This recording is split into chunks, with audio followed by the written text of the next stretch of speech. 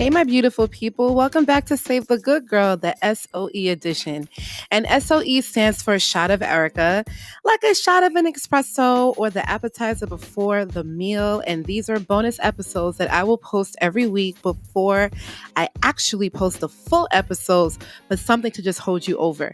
And in this episode, I want to talk about making decisions. It's something that we all have to do. And even if we don't want to, we still have to do it. And I still was deciding whether or not if I want to do an episode about making decisions. Like, it's crazy.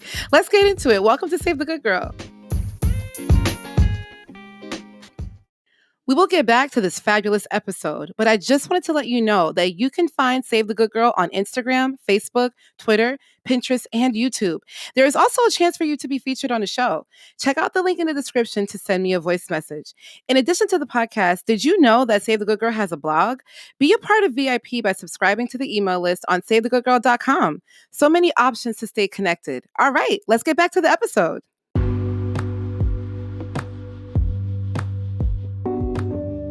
It's always so easy to make a decision when you have a firm answer. Like, yes, I'm going to do this, or nope, I'm not doing that. But when you're in that place of I don't know, making a decision is not that easy. And I'll tell you, honestly, I am horrible. I am indecisive about almost everything. It takes me a very long time to make a decision. But my reasoning is I have the fear of the unknown. Even if it's a positive thing, I do have that fear of the unknown. And there's so many reasons, like so many different foundations as to why we can't make decisions. And it could be that fear of the unknown. It also could be insecurities of maybe past decisions you've made that wasn't the best. So you're afraid of your own decisions. And it could be of the fact that you really just don't know. You don't know, or you just don't have enough information, or, you're just literally, you're indecisive. Like, you're indecisive, but it can also be deeper things as well. And when you make a decision, you also have to consider the setting. Like, we really, really need to consider the setting and who we're actually speaking to and how we actually feel in that moment. And the reason why I'm saying that is because when making a decision, if you are very, very heightened, like either extremely excited or extremely upset, your decision can work against you. So let me give you an example. If you're very happy that you just got a new job and you're like, yes, I got this new job. And you decide, you know what, I'm going to treat myself and I'm going to spend $7,000 on a bag. Is that the best thing to do? I don't know, right? So it's like, maybe not, but you're so hype and you're so excited and you're like, you know what, fuck it, I'm just going to get this bag.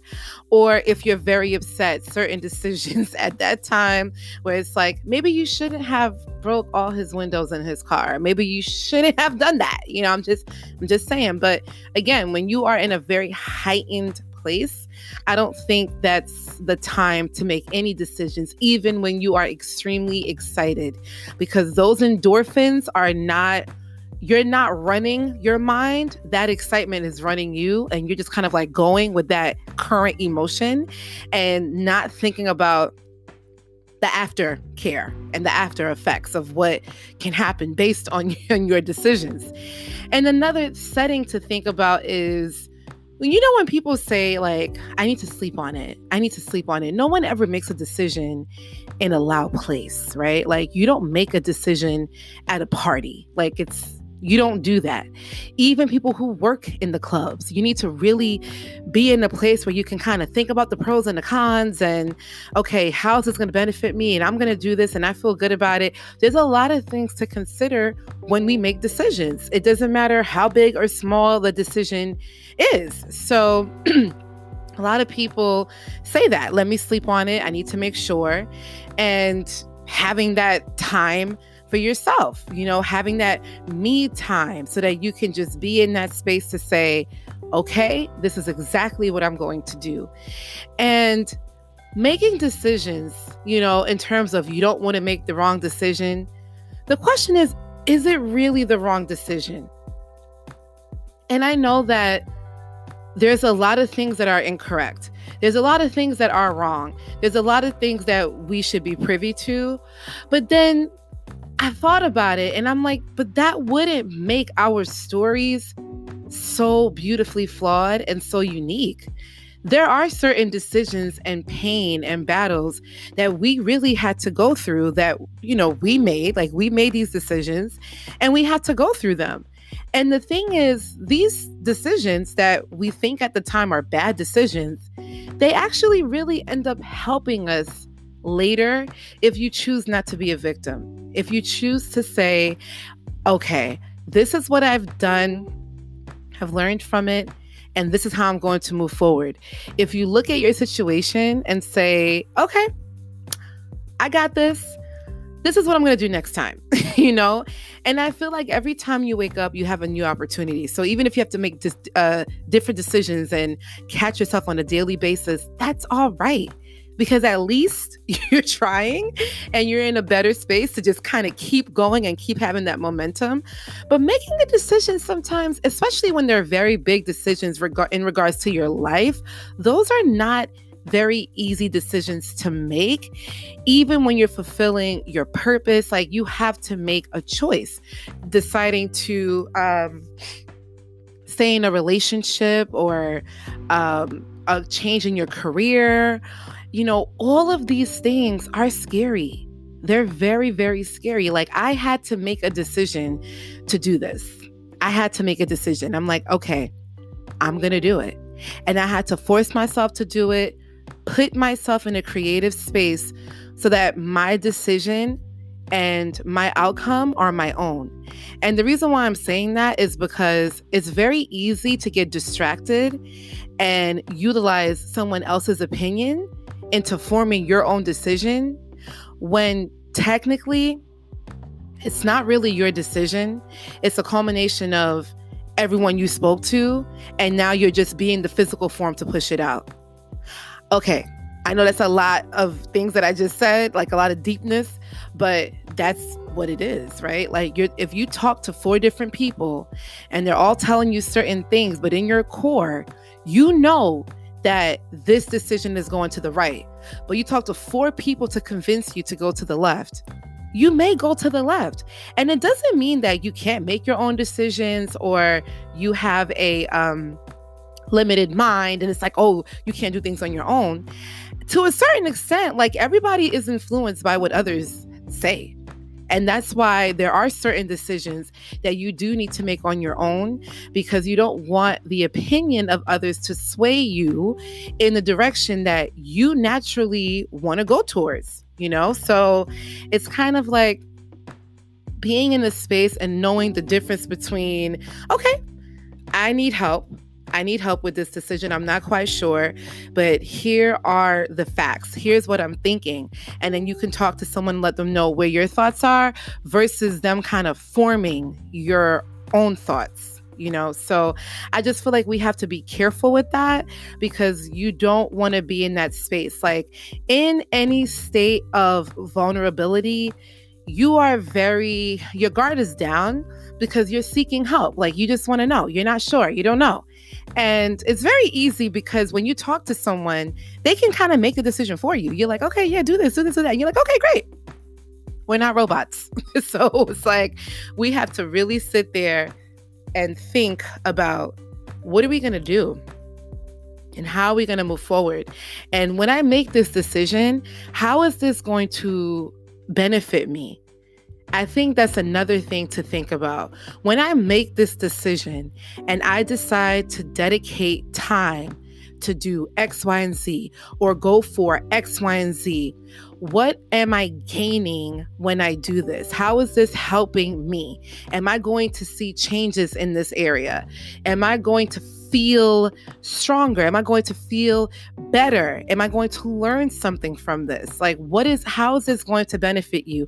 Maybe leaving that toxic relationship, that is a good decision for you, right? Of course, you have to figure that on your own time. So maybe that's a good decision for you. And then you think about the benefits as to why, because you don't want to feel like X, Y, and Z. You don't want to deal with X, Y, and Z. So now you made a decision on your own. But if you talk to so many people like, oh no, girl, he's just joking. He doesn't mean to call you a dumb bitch every day. He's just joking. It's like, okay. Like, I don't know, sis. You think he's joking? I don't know. So I feel like in terms of being indecisive or making a decision, we have to think about a couple of things. Where are our indecisiveness? Where is that stemming from? Is it from fear? Is it because you really don't know? Is it because you feel like you have a fear of your own decisions from the past? Is it because you feel like you want to maybe kind of like have approval from others? Like, where is that coming from? And then also decide your setting. So making sure that you are in a quiet place and making sure that the decisions are your own, and sometimes understanding when to be alone to make your decisions. And then also think about the benefit after you make your decision. How is this going to help you, make you grow? What is it? And then in the event that you've made a decision that did not turn out to be at your favor at the time, know that it is there. Whatever happened, it is there to teach you something. So now after that has occurred, when that has subsided, what have you learned? What have you learned? And how can you be a little quicker and sharper to make a better decision next time?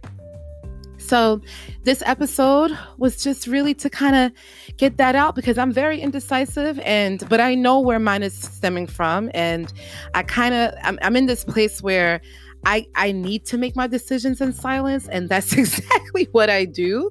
And when I need to talk to people, I know when to identify when it's time for me to phone a friend. Like, hey, I don't know what I'm doing. I don't know. I need help. Maybe it's my brain. Maybe it's this. Maybe it's that. Because sometimes when you're in your thoughts too much, you do need to kind of like have someone reel you back in.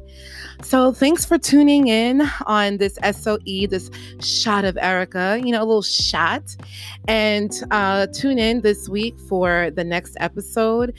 I like when you guys come back and we're all talking, it's really, really, it makes me feel very happy. But I'm excited to come back and talk to you again. And I hope you guys are enjoying this S.O.E and the other S.O.Es, and I'll make sure to keep them coming. But let me know, what do you think about that? How do you deal with being indecisive, and how do you feel about making decisions? Remember, if you heard this, you have purpose, and I'm excited for you guys to be here. And just come back, this week and tune in for the rest of the episodes. Thank you, guys.